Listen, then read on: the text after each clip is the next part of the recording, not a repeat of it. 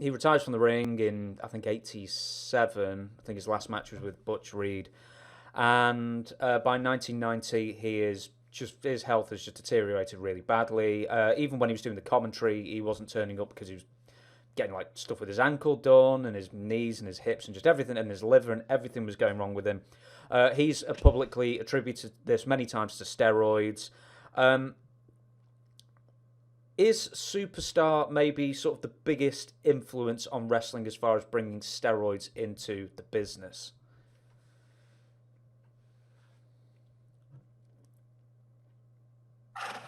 That was the age. That was the beginning. That was the start. And it was in society. It was growing there, so he was a part. And I'm sure he'd been in the D-ball and stuff when he was doing those 500 or 600, whatever they were, those big bench presses and the other stuff. He was there. He was training pretty good. Pretty enhanced even back in those days. So yeah, I guess for wrestling, but like the whole world was changing as well. And everybody had access to doctors and and drugs and stuff at that time. So maybe he was one of the first. Maybe I don't know about guys around other areas and in other territories and stuff that had that type of body, but yeah, but responsible for it, I don't know. I mean, he certainly left an impression in everybody's mind in that era. Of of what was what being in shape was like, being big and ripped and cut. In the territory days, before obviously national expansion with the WWF, and then most people apparently were on it according to people who were there.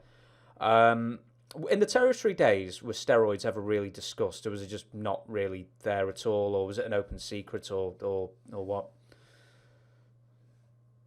No, I remember coming into Florida when I was there, and a few guys, a couple guys started to get cut up and stuff. I don't know what they're taking. It was just I don't know what they were on. Just a simple Deca. It wasn't anything heavy. But then other guys, it became, in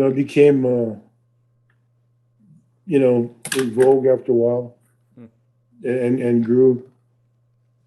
But then it wasn't an issue until so maybe Billy and it just went. It was a whole society change. It wasn't, I don't think you can look at him alone and put your finger. Although he was, the focal point at the time and the most successful, and he was like the Ric Flair of the era. He was just people knew him. The point where Flair went out and made his name by being on the TBS TV all the time every week. He made a point to make that Atlanta TV every Saturday morning, regardless of where he was wrestling in the country. Unless it was real far away, possibly not. But if it was possible, he would be on that Atlanta TV every Saturday with a promo and apart from what they do now, where he was a champion and he carried it, and he wouldn't be working an angle every week. He wouldn't be in his wrestling tights and like Bobby Lashley or Roman Reigns every week. Same. In fact, I watched Orton and AJ Styles a couple weeks ago because I knew it was, and they did the same finish they'd done a couple months before on TV, where he comes with the elbow off the rope, and Randy catches him in the DDT. I went, wow, they just did that a couple months earlier when they're building Randy up for the Bray Wyatt thing. So it's, I don't know. It's the problem when That's the booking there. Yeah, so much first-run television and about 17 wrestlers on the roster that you actually use. Yeah. Superstar Billy Graham falls out with Vince McMahon, probably not for the first time, I imagine. And he ends up being sort of one of the faces going on all the chat shows along with Bruno Sammartino. Oh, yeah. Do you remember that era where it was like so vociferously just like hating on Vince McMahon, the WWF, blaming him for all his own problems and the steroid trial? I mean, the federal steroid trial, and were you keeping up with all that at the time? And what were your impressions? I was out of the area there. I knew Dr. Zaharian, and I knew what was going on. I knew it wasn't true. Vince wasn't putting guys on roids and stuff, and then everybody else. Putski was there. Putski was one of the guys that trained. He went from that big bulky thing to lean.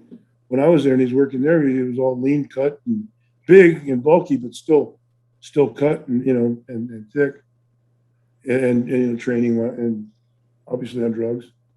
It was pumped.